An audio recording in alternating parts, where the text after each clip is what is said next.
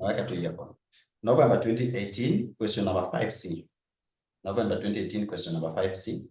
We are looking at an example of HAMADAS model.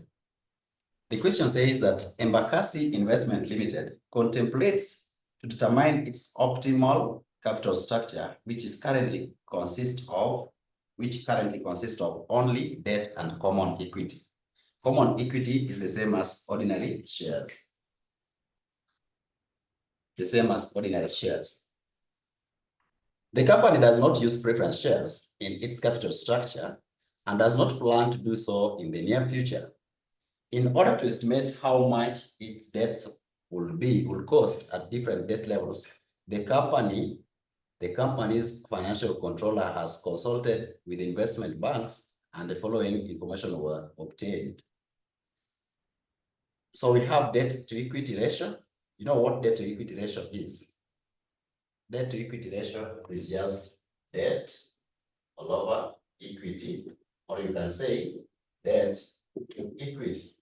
Sasa, so if we have debt to equity ratio being maybe hata kama ni 1, then just know that it's a figure over 1. What can bring 1, right? But if they say it is 1 to 2, then you know that this one is now equity, this one is debt. If they say it is 0.1, you know that this, for you to have this 0.1, there is a figure that already you have taken care of. So what is equivalent with 0.1? Can somebody tell me which figure, when you are expressing this one in terms of this, how will you express it? 0.1. That is equivalent to what? Debt equity ratio. 0.1 is equal to 1 over 10. Thank you so much. So this one is the same as 1 over 10, right? That is what we are calling debt to equity ratio. Debt to equity ratio. And of course, from here you can be able to tell me how much will be the value of the firm. What is the value of the firm? V is equal to V is equal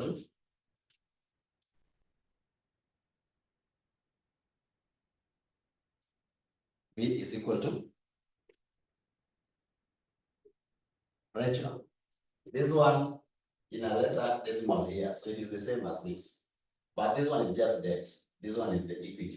Because we don't know how much in quantity we're using ratio, so even this one you can get debt to value. So debt to value will be equal to, debt to value will be equal to 1 all over 10 plus 1. Because this one is E, this one is D, and that is what makes V. So V is normally E plus D. Kwa hivyo ukipewa hii, ukipewa 0.1, from here alone, you can get me the value of the firm or the proportion. What you do from here, you come and say this one is equal to 1 all over 10, where this one is the same as debt, this one is the same as equity. So we are having value of the firm being debt plus equity, which is basically 1 plus 10. So that is 11. So that is the value of the old firm. Now, the weight of debt is now 1 all over 11. And weight of equity is 10 all over 11. That is what we mean. 10 over 11, 10 over 11. So you can be able to get work from there.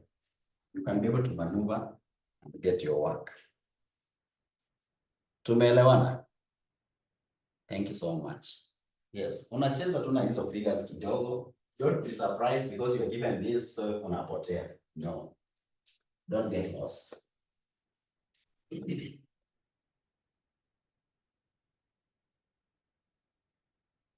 So you can get me the weight when you're using that. You can use that to get for me the weight for work. Now, we have been given some informations like that. So as you read, you need to really understand. Let me share again the screen. So we have debt equity ratio given as that. And then we have before tax cost of debt. Najua sasa huyu ashakupea KD. This before tax cost of debt is basically KD, ndio? It is the cost of debt before this one, before this, so it is just KD. Eh? And that is what that person is saying. That before tax cost of debt, it means that that cost of debt does not include anything with tax. So that means that that cost of debt, you cannot use this as the cost of debt for calculating work. If you have to use it to calculate work, you need to now incorporate the tax element. You have to incorporate the tax element. So that is just interest rate. November 2018, question number 5, C. November 2018, question number 5, C. So that is before tax cost of debt, umepewa hapo. These bond ratings, don't think like they are serious things. They are just category like portfolio. You can be told project 1, project 2, project 3. Those are what they mean. So, usifikirie kuna knowledge ingine inafaa upate kuhusu ama kulingana na bond rating. No. Just the bond is a debt. Bond is a debt, long-term debt. And so you can find that one debt does not have equity ratio, does not have debt. So what is your interpretation of the first debt, debt A? What do you understand by debt A? What is your interpretation on debt A?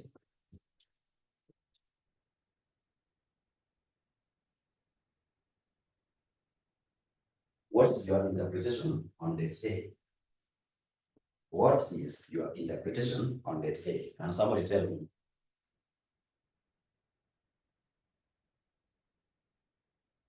Debt A. Ukiona vile iko na debt to equity ratio is 0, alafu bond rating it is A, and then before tax cost of debt is 0. What is your understanding?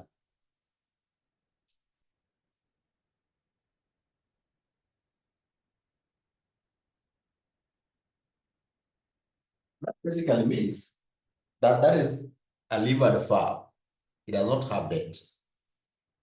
It means that it does not have debt. Unajua ikiwa na debt, there must be interest rate. This one is interest rate on debt. So if interest rate is 0, it means that it does not have debt. And that is why they're telling you that debt to equity ratio is also 0. It means that it is fully financed by equity. Due to tukisema 1, it means that there are some elements of debt. If it's tukisema 0.2, there are some elements of debt. This one does not have debt. So debt to equity ratio is 0, right? Because debt is 0. Anything divided by 0 is 0, so or 0 divided by anything is also 0, right? So hapo hakuna debt at all. So that means that the first item is fully financed by,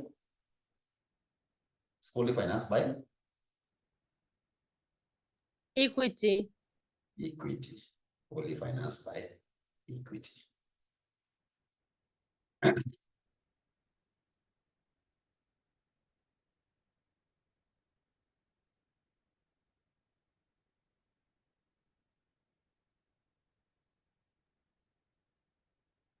Now, additional information, the company uses the capital asset pricing model, that is CAPM, to estimate the cost of capital.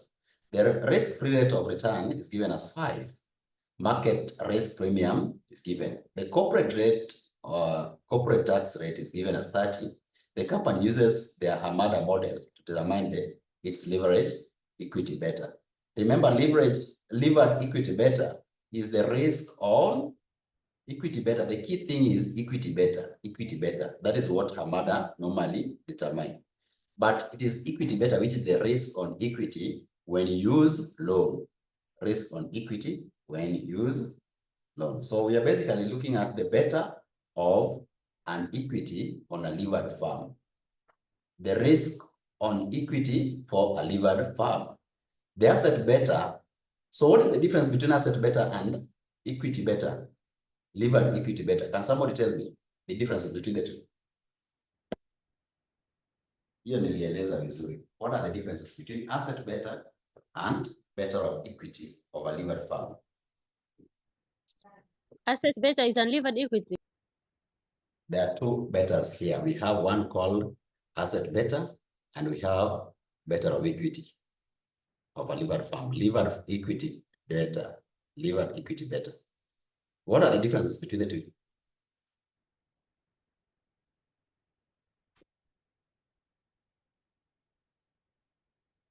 Hata examiner amekupea answer tayari.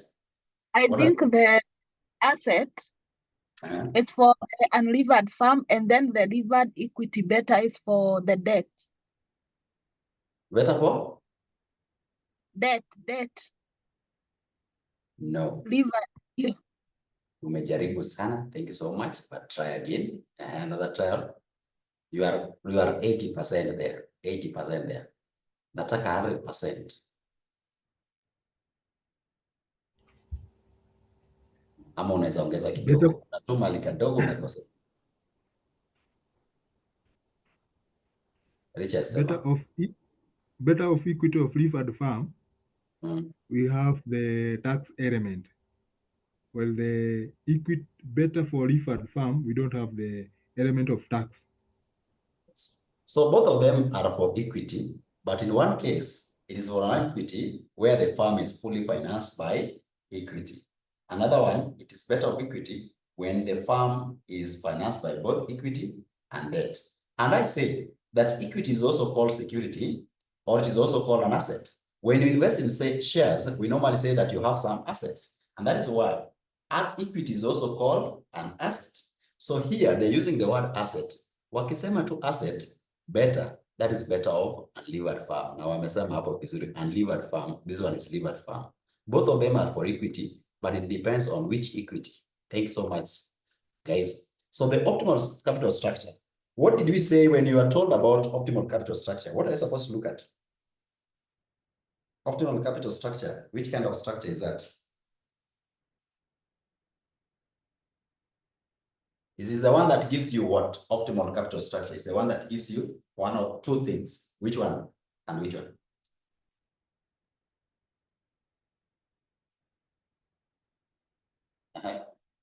Examiners are anakuambia the optimal capital structure. What do you expect in that structure?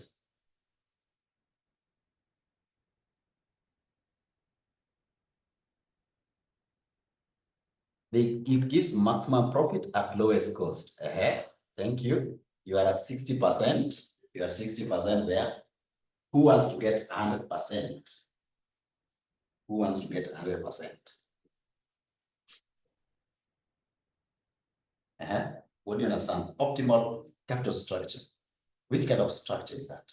The structure that gives you what?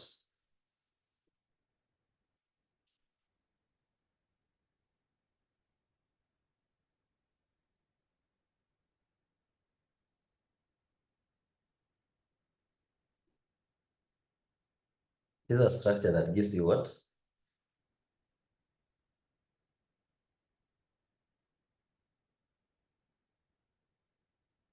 It is a structure that gives you what?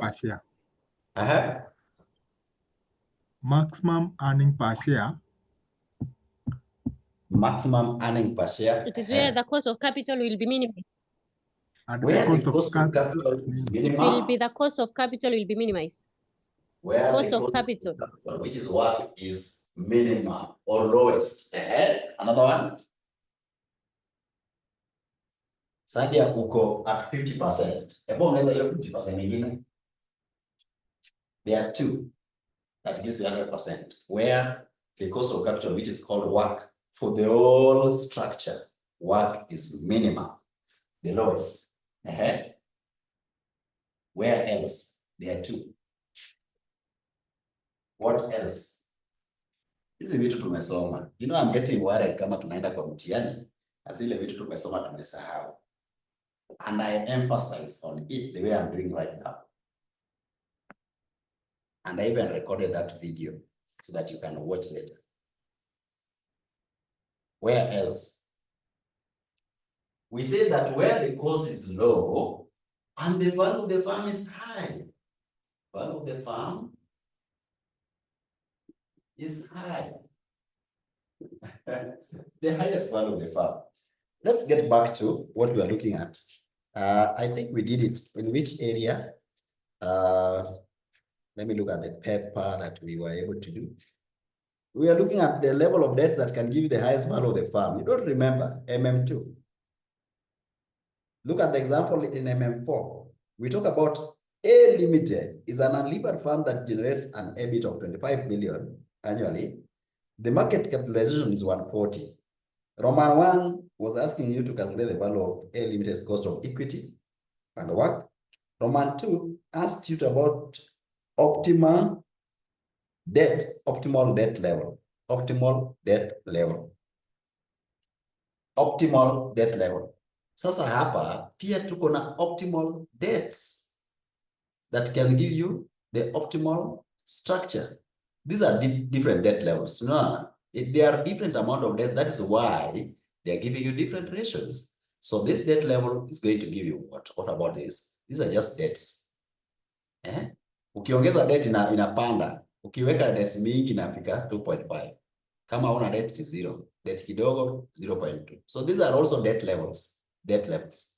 So in capital, in optimal, yes, Agnes, thank you so much. In optimal capital structure, you are supposed to end up having the lowest work and the highest value of the firm. So the examiner has told you to calculate the optimal. Now, from the information that you're having, do you think that the examiner expects you to get the value of the firm, or the examiner expects you to use work to look at the optimal with the information that you're having?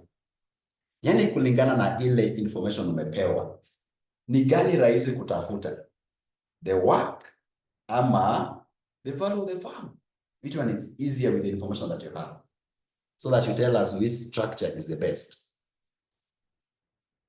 Kulingana na hii information that you are having, which one is easier?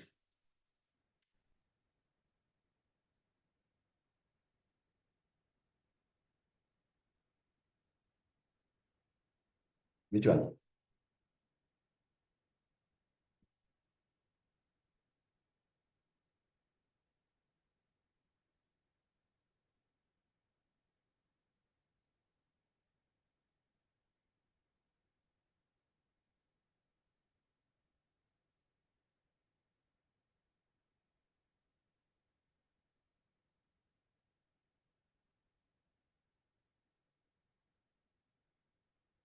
Okay. So you are saying that CAPM. So CAPM is going to give you, we need to know the optimum structure, optimal structure. So how will you know the optimum structure? Are we going to use the work? Yani tutatumia cost ama tutatumia value? In the previous example that we were using the value. So we're looking at where the value is the highest. In this one, are we going to use the value or work? Gani itakuwa rahisi? Examiner amesema tu optimal. It is up to you to decide. Are you going to use work or value? We are going to use work because whatever information that we're given, there is little information to do with the value of the firm. But most of the information that we are getting there can easily help you get the work. So thank you so much, Topista. So let's start. Where do we start from? When you want to get work. Then we now compare and get the highest work. So in exam, you start by asking yourself, how do I get work? Now that we know it is work that you want to calculate, how do I arrive at that? You write the formula for work down. Tuko pamoja? Ukishajua unataka kupika hapo kwa work, write work down. So work is equal to, so solution. Work is equal to the weight of equity, cost of equity, plus the weight of debt, cost of debt. And of course, that cost of debt bado haina tax. So tunaweza weka tax. Tumeambiwa it is without tax. So the question is, how do we get the weight of equity? Umepewa information that can help you get the weight. Ushapewa information that can help you get the weight. So we said, for example, let's just use an example here, how to get the weight.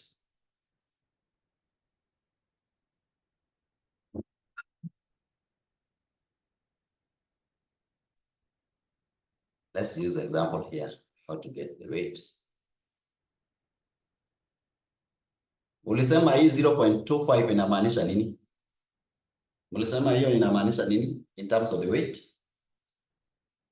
0.25. The first one is 0. Hiyo tuachane nayo. Hiyo tu 0.25 inamaanisha what is the weight there? Tuongee haraka. I think that Agnes gave me the answer. Agnes, sema kwa sauti haraka ndio tusukume time. Inamaanisha? Are you sure? That is what somebody said. Say exactly how you are interpreting it. 0.25. 25 over 100. 25 over 100. Thank you. Tumeelewana, Violet. Rachel, for you to come to 0.25, this one is the same as 25 all over 100. This gives you in a cancelled. So this one is basically debt all over equity. So what is the value of debt over value of the farm? Remember, we're looking for weight. I got it now because of the 2 decimals. Okay. So what is it? I understand. So it is the same as 25 all over 125. So what is the weight in that case? Naona kana network inasumbua mtu. Ana log out, I can log in. 140. What is the weight? Weight of debt. Weight of debt is basically, this one goes here 1, this one goes here. How many times? 5. So the weight of debt is 0.2. Tuko pamoja. Sitaki mtu apotee. You may realize at first we explained, but we didn't get it well. I'm hoping that now this time round to my pattern. So the weight there is 0.2. So that is the weight of debt. Weight of debt. So if weight of debt is 0.2, what is the weight of equity? You mean debt lower value. What is the weight of equity? 0.8. 0.8. Thank you so much. So tumeelewa how we can be able to convert D over E to have it D over V, right? So if that is the case, then we can start by doing that. So calculate for me the weights. We are trying to solve the problem. So let's calculate all the weights. So step number 1. Step 1. We need to get the weight for all those debt levels. So we are having our D over E. We want to have our D all over V, which is also called W D. Then we can be able now to have our E all over V, which is the same as W E. So the first one is 0. Hiyo kama ni 0 ni 0 kila mahali, si ndio? Hapa, and then what about here? What about here? Kama hii ni 0, hakuna debt. So hapa ni ngapi? 1. Thank you.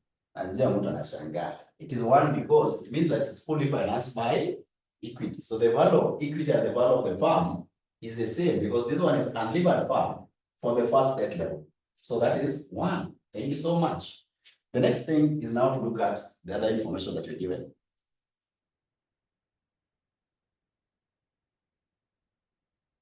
We are now given 0.2. Read them 0.2. Then we have 25. Then we have 0.60. We have 0.70. We have 1.7. Right? Actually, not 70, but it was 1.7, and then 2.5. 2.50. Those are the information that we're given. So, get me here. This is an 25 all over 25 all over 125, which was giving 0.2. So you need to calculate. So therefore, this one is 0.8. This one is 60 all over 100. 60 all over 100, still. All over 160, still. This one is 60 all over 160, still. Because it is 60 all over 100, the same as D all over E. So therefore, our D over V is 60 all over 160. Divide, what are you getting here? 0.375. 0.375. 375. Okay. In fact, we can say 0.38 so that we can save time. 0.38. This one is the difference. 1 minus that. Number is 0.6. Come to the next one. So get me for this and this. Tell me the way, tell me that hii inakuwa ngapi, alafu this one here ni what? For the first one and the second one, these two. Haraka haraka.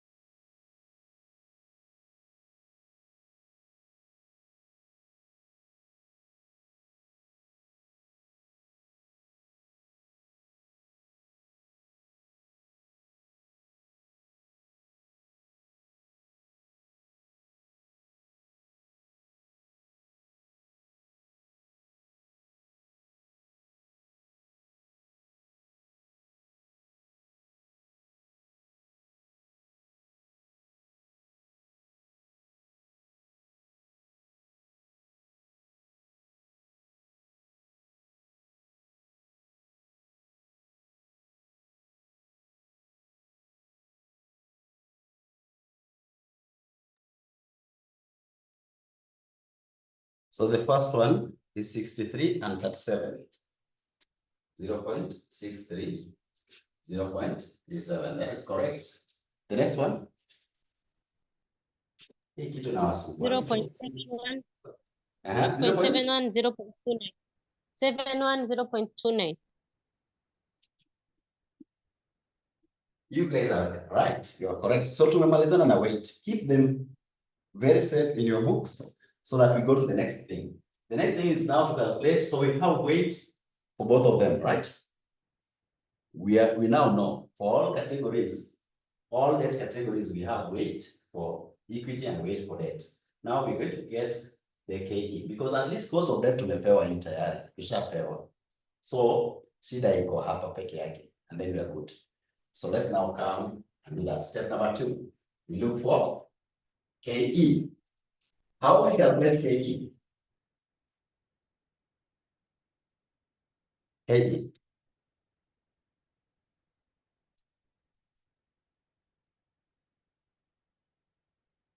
Step 2 is to calculate our KE. KE. How do we calculate KE? Somebody is telling me, which formula do you want me to use? KE is equal to? So Agnes is saying that we can use KE equal to dividend, the first dividend all over where there is no growth. Because if you're told there is growth, you'll have to add this, right? Okay, so is it possible that we use that? Are you seeing any dividends there? Can we be able to get dividends? No, Sorry, there is a CAPM formula that we have to use. CAPM, because you have the risk-free rate and the risk-free. So somebody said that you can use CAPM. Give me that formula for CAPM. Yes. Actually, I've been told the company uses the CAPM to estimate the cost of capital. Good. So umepewa hint that this company normally use CAPM, doesn't use Gordon's. The one that you're giving me, Agnes, is called Gordon's formula, right? And you're told that the company uses CAPM. So we have to use CAPM to calculate the cost of equity. So therefore, we can now calculate that. Remember, CAPM is for the cost of equity, not the whole capital. Equity as capital. Remember, capital, we have two types of capital, equity and debt. So when you're referring to CAPM, it is for the cost of equity, and that is why we're using beta. Debt does not have beta. Beta is for equity, and so you know whether it is beta for levered farm, equity and levered farm, or equity and unlevered farm. Beta is for equity. So therefore, this CAPM is specifically for getting the cost of equity. The question is whether for unlevered farm or levered farm. So tell me the formula for getting cost of equity using CAPM. Somebody is saying, that is Topis. Topis is saying that it is like this.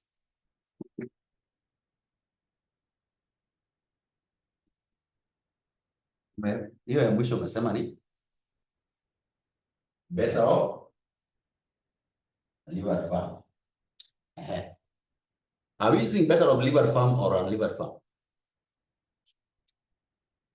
Because we want to use this equity, we want to use it here. And where we want to use it, it is a levered farm, equal debt. So we have to use better off the levered farm. Tuko pamoja. Kuna better off unlevered farm and then better off levered farm. Why do we use better off levered farm here? Kwa sababu hii equity yenye tunatafuta inafaa itumike hapa na hapa tayari tunaona iko na debt. Kwa hivyo even this one must be for the levered farm. Tuko pamoja hapa. Now, do we have better off levered farm? Do we have it? Do we have it? Yes. From the process? Tumepewa. What is it? What is the value of better off levered farm?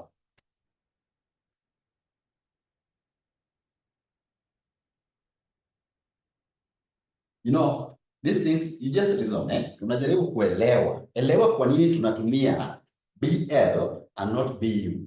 Because we are trying to get equity that can be used in a work. And that work is for levered farm. So we have to use KEL, that is cost of equity of levered farm, which uses better for levered farm. Now, better for levered farm, are you given? We are not given. We are given for unlevered farm. So is there a way, when you're given for unlevered farm, is there a way it can help you to get the better of levered farm? That is where now HAMADA comes in. That is where now HAMADA comes in. It shows the relationship between the better of levered farm and the better of unlevered farm. So that is why you are using this one as an example for HAMADA. So therefore, our step number 2 is now to calculate the better of levered farm. Determine BA, better of levered farm. Determine better of levered farm. So what is the formula for calculating this? Using HAMADA. So the examiner has mixed HAMADA with CAPM. The examiner may combine some elements of HAMADA and CAPM to ask you to get work. Sio joke, si ndio? Yaani anatumia HAMADA kidogo, CAPM kidogo, alafu anakuambia get me work. So we come to HAMADA. Give me the formula for HAMADA. It says BL is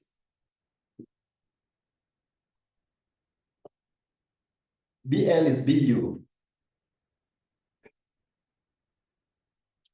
Is BEU into, mimi na copy ile umenipea, into 1 plus B all over E into bracket. In fact, it is just BEU. B all over E 1 minus T, so that I don't use so many boxes. This is now the formula called HAMADAS model, which you learned about, senior. Whether you have D this side or this side is the same. Whether you have 1 minus T into D all over E, or you have 1 minus T into D all over E, or you have D all over E into 1 minus T, doesn't make any difference. Doesn't make any difference. Both of you are right. Both of you are right. Just make sure that you don't use a wrong figure. I can see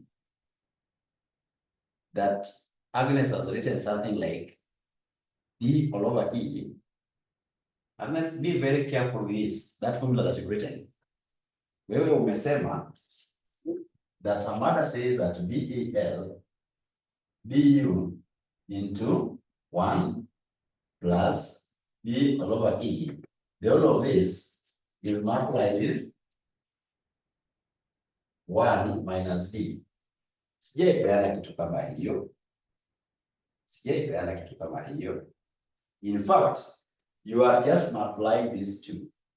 D peke yake, easy na E. You don't multiply 1. Usiweke 1 kwa hii shida. Usiongeze hii. Usimweke kwa hii shida. Usimweke kwa hii shida.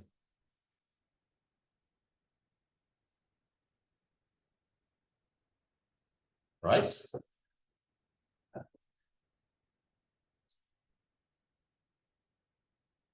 Absolutely.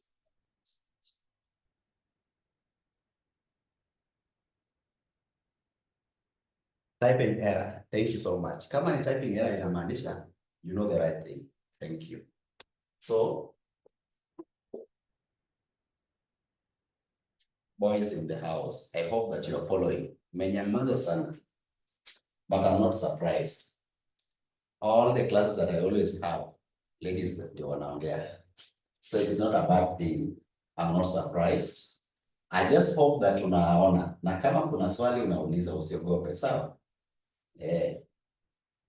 And today I've not seen Collins. Ni ukweli, from the time I started teaching, hata kama ni audit, hata LM, ladies ndio huwa wanaongea, I don't know. Collins sioni hapa. Collins hajaingia class. Amehepa daro. Amehepa daro. So it means that now we need to get BL for all of them. Sasa, that's the funny thing. Lazima tupate BL for all of them. So get me BL for the first debt level. Can somebody get me BEL for the first debt level? BEL for the first debt level.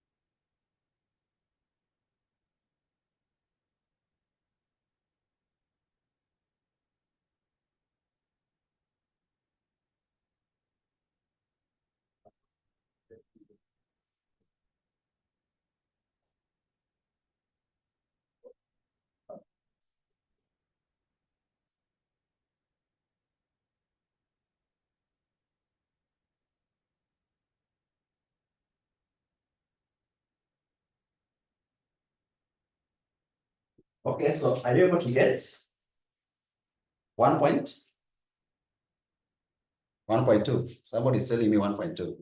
So how did we arrive at this? So we have BL, but BEL for unlivered farm, that is BE for unlivered farm is 1.2. Hiyo tumepewa hapo. And it is common for all of them.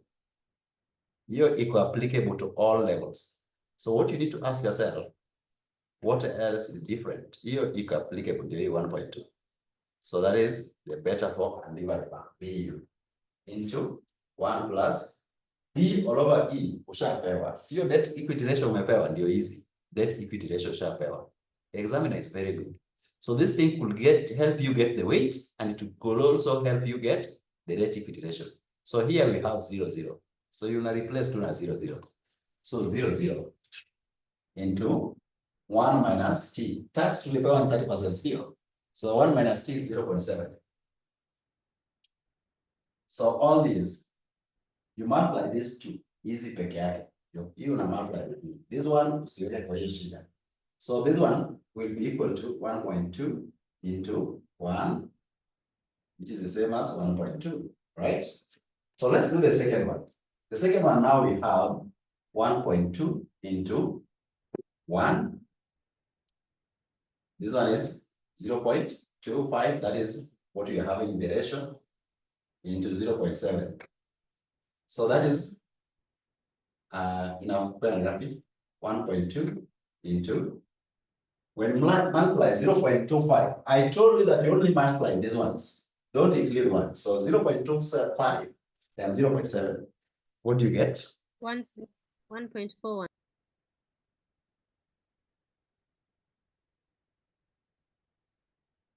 1 point. This one is giving you 0.175 plus now 1. Now you add 1 times 1.2. So you're getting 1.41. 1.41. That is now what we call BEL for that level. So that way you can be able to get all of them. So let's do for each. Now in exam, you do like this. You can write the formula first. Tell the examiner that you understand this thing. So BEL is equal to BEU into 1 plus B all over E into 1 minus T. Right? Then we have now BU tumepewa. The first debt level you have this one plus you can put a bigger box, this one. So 0.0 into 0.7. This one will give you 1.2. The second one, you have 1.2 into 1 plus 0.25 into 0.7, 1.41. The third one, you have 1.2 into 1 plus 0.60 into 0.7. Mimi najua hili 0.42, si ndio? 0.42 plus 1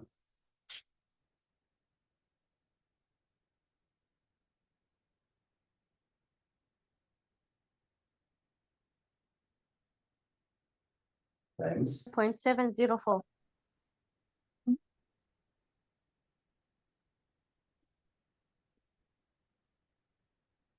then we have 1.2 into 1 plus 0. Plus 1.7, eh?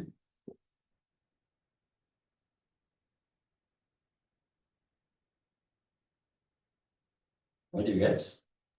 And then the last one. Oh, that is 2.6.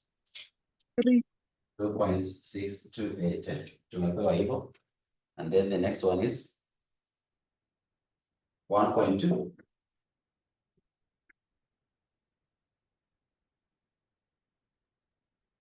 Plus 2.5. 2.5 into 0.7. 3.3. Those are just BEL. So after that, you have done topic step number 2. Now you have L. Topic number 3. Sorry, step number 3 to calculate KE using CAPEL. Now that you have this, you can now use CAPEL. So we have determined the BEL using HAMADA. Now we can use it. We can now calculate the cost of equity using CAPEL.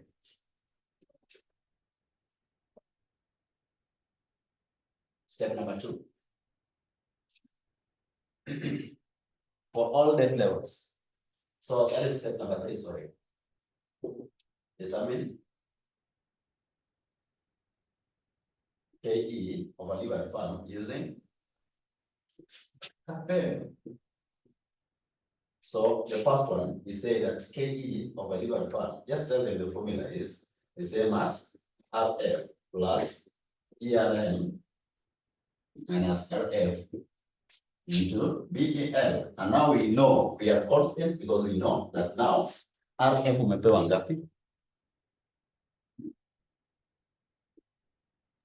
5. 5.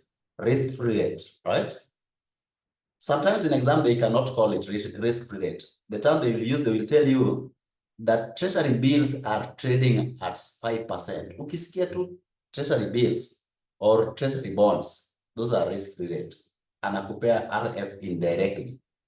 Akimention treasury bills. So we have 5 plus in the bracket. ERM is? We have been given the premium. Premium of 8. Oh, so ameshafanya hii, ashafanya hii. So umepewa ni 8. That's nice. So premium is the difference between this and this. Sawa sawa. So just take 8 times the BEL for the first one is, then you come to the next one. 5 plus in bracket 8 times. In fact, this one you can just say now 8 times. Sisi tunaelewa. Tunajua hiyo 8 ni times this now. So 8 times. Then it was 1.41. Then here we have 5 plus 8 times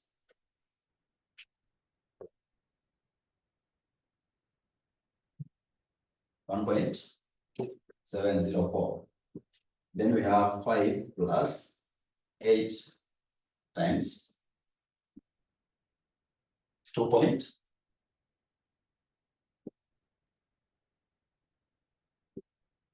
Then we have 5 plus 8 times 3.3.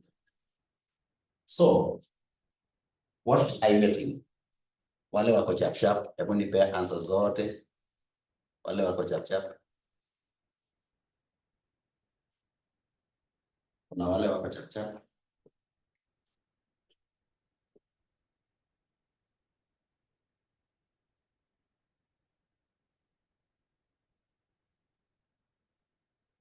It's 16.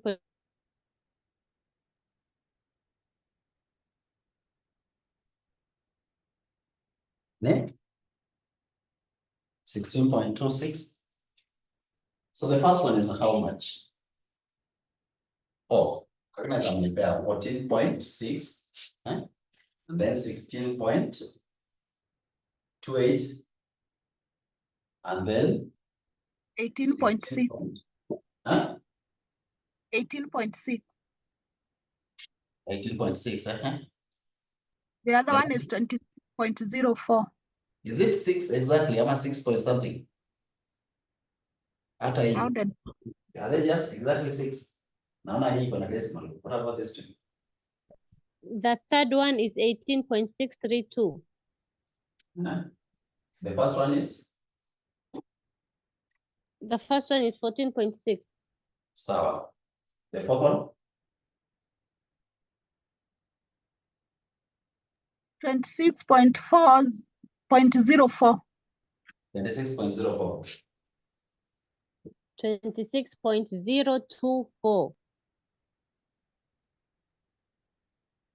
The last one? 31.08. Is it 31.08? 31.4. 0.4 or 0.4? So 0.40. Sawa. Those are the figures that you have for each debt level. So we have our KE for all of them. Remember when they told you to choose the one that gives you the optimal, it means that you need now to judge them.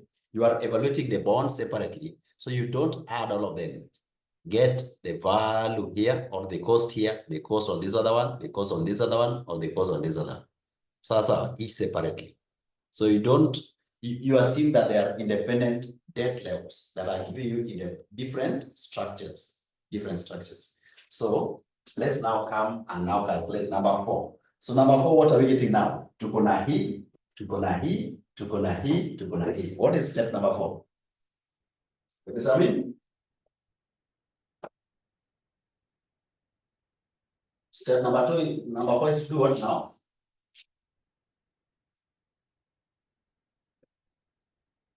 Yes, I'm letting you down. Get work. Yes, determine work for each debt level. Determine work for each debt level.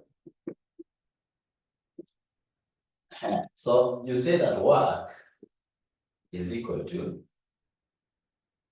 unawaandikia tu formula wajue, plus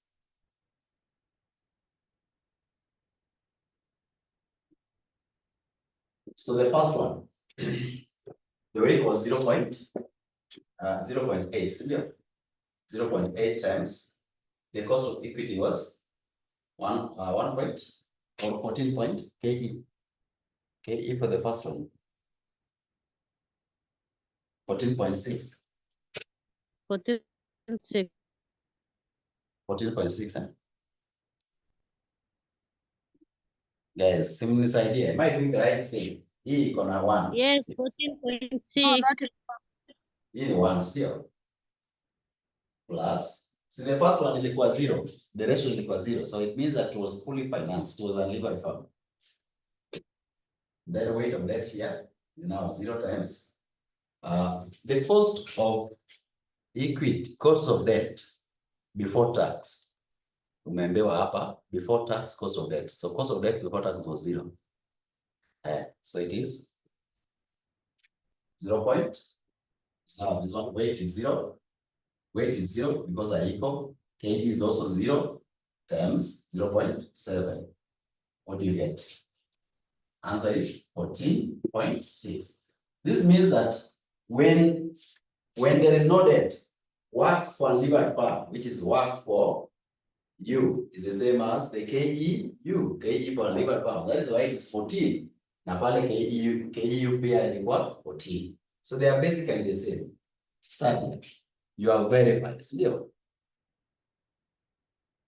Yes. Thank you.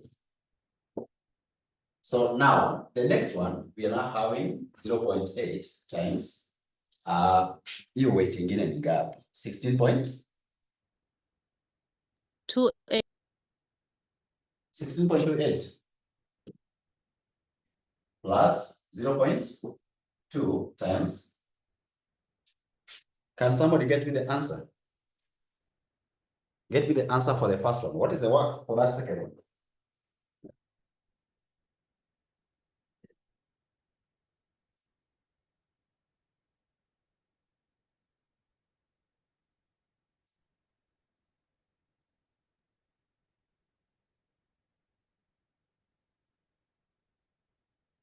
Okay, so the second one is the cost of debt umepewa.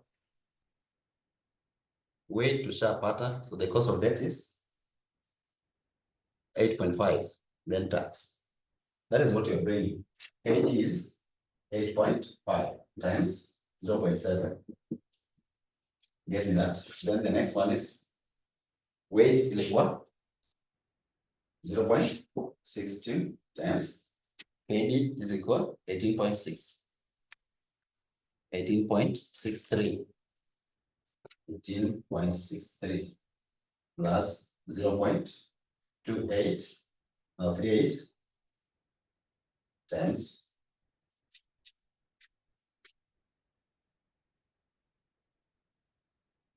the second one I'm getting 14.214.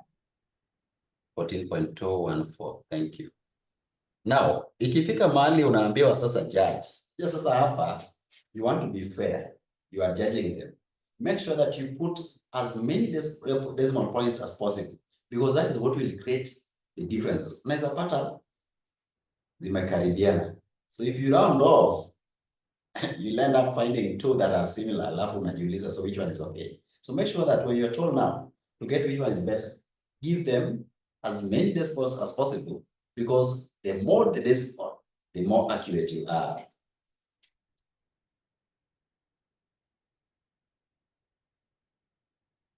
So that one I will write, thank you. The other one is 10. That is 10. So we are having this times 10 times 0.7. So this one you said is 14.214. Why am I emphasizing? You see, this one is 14 point. This is also 14 points. So inamaanisha zimekaribiana. So these are decimal places. That is now what will now separate the two. The other one is 14.21184. Hebu sikia hiyo maneno. Ati 14.21184. Ona hiyo maneno. So ukianza kuround off wewe, ati unasema hii wacha niweke 14.2. Hii pia itakuwa 14.2. Ama 14.21. Hii pia ni 14.21. So how do you know? Make them as many decimal points as possible. The next one is 0.37. See here? 0.37 times, what was the weight? 26.024.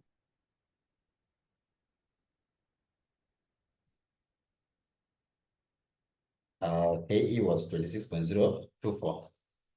26.02. In fact, we were at 26.02. So 26.02.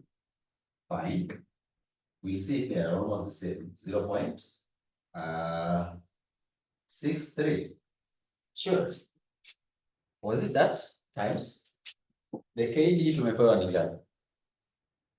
Boys in the house. Boys, are we following? Boys in the house, are we following? 14%. So it is 14. 14. 14. The figure is 50 point? 15.8028. 8028. The last one is, imagine hivyo tumemaliza tu. What is the time? Tumemaliza haraka aje?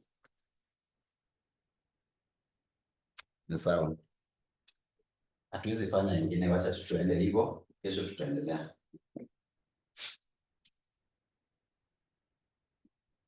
It was 14.42. Which figure was it? Is it 31.4? Plus, here. 31.40, yeah. Here we are having 0.71 times debt before tax. 16. Debt before tax is 16. So we have 16 times 0.7. Get me that figure. Then we now choose among them which one is the lowest. 17.058. You're getting 17? 17.058. 17.058. Yeah. So which one has the lowest? The optimal work is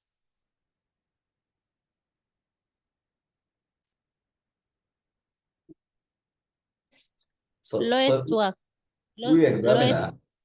Huyu examiner hakuwa mtu mzuri. Mix the two questions together. So the optimal capital structure and the optimal work, it is this work that is going to get you the structure. So angeuliza work kwanza, alafu capital structure second. Sindio? Because from here, it is the work that is going to guide you. The optimal work is the lowest. Sindio? So which is the optimal work?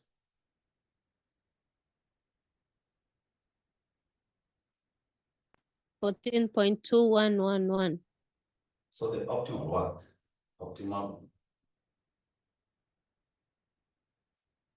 is 14.21184.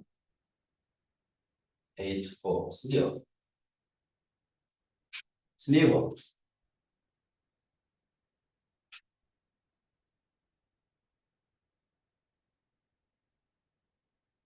That is the optimal work. The second question was asking for the optimal. The other one was asking for the optimal capital structure.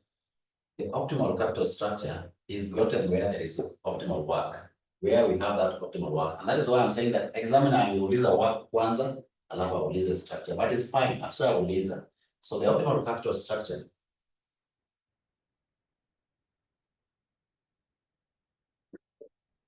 is where there is, where debt is upper 65%, 62%, when equity is 38. That is the best structure. So have a structure with that. It will give you the optimal work. That is the optimal capital structure. Tumemalizana? Then you can explain that optimal capital structure is where the work is the lowest. Optimal capital structure is where work is the lowest. Question?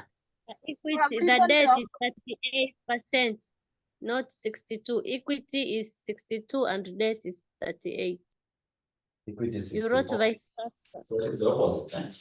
Equity is 62. So 38, then 62. Fine. So you can start by explaining equity is 62, debt is 68. Then you just write that. 62. 38. So here equity. Here debt. So thank you. Then you can now explain that optimal capital structure is where work is the lowest. This is now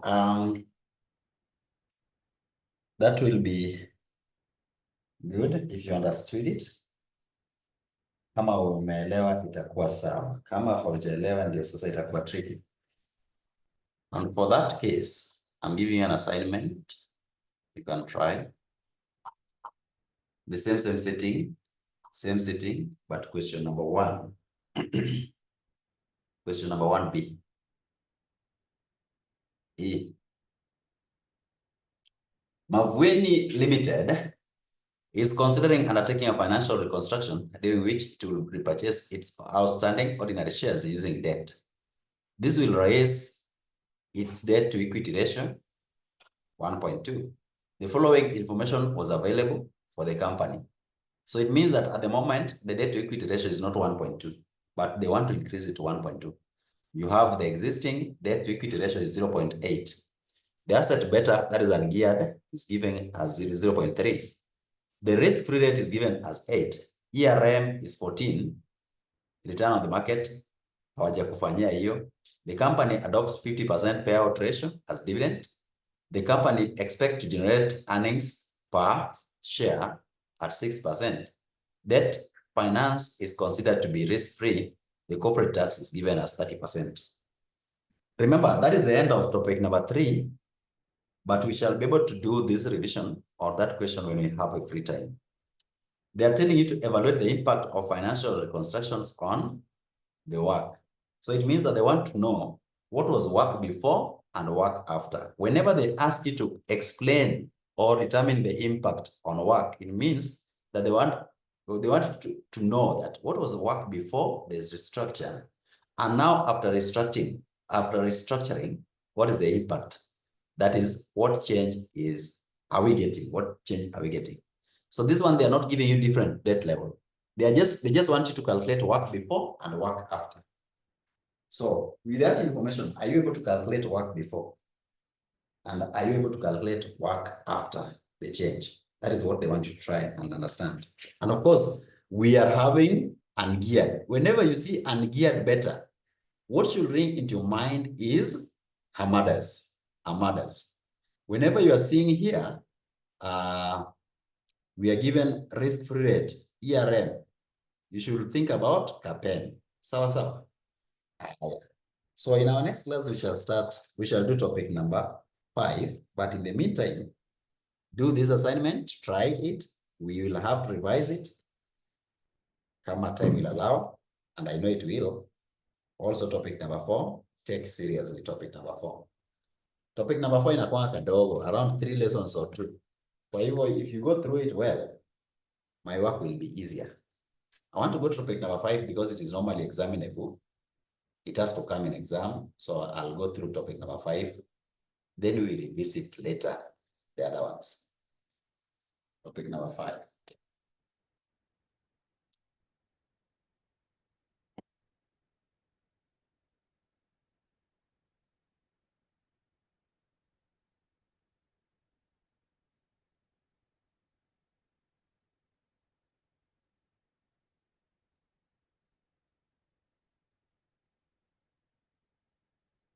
Good night.